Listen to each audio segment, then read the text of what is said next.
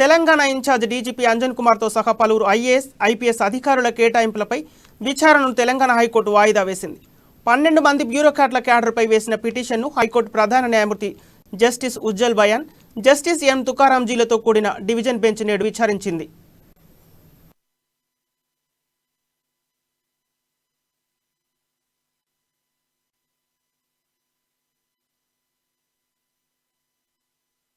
తీర్పులు వెలువరించిందని ప్రధాన న్యాయమూర్తి జస్టిస్ ఉజ్జల్ బయాన్ అభిప్రాయపడ్డారు.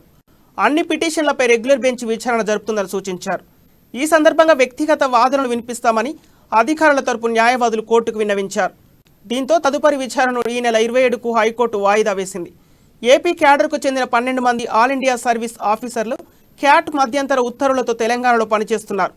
వీరిలో Telangana in charge DGP Anjan Kumar, education secretary Vakati Karuna, finance secretary space secretary Ronald Ross తదితరులు ఉన్నారు. ఏపీ క్యాడర్కు చెందిన సోమేష్ కుమార్ మొన్నటిదాకా తెలంగాణ సీఎస్గా పనిచేశారు. అయితే క్యాడర్ విషయంలో వారం కిందట హైకోర్టు స్పష్టమైన తీర్పు ఇవ్వడం, అందుకు అనుగుణంగా డీఓటీఓ ఆదేశాలు జారీ చేయడంతో తెలంగాణ సీఎస్ పోస్టును వదులుకొని 2 రోజుల వ్యవధిలోనే ఏపీలో సోమేష్ కుమార్ రిపోర్ట్ చేశారు.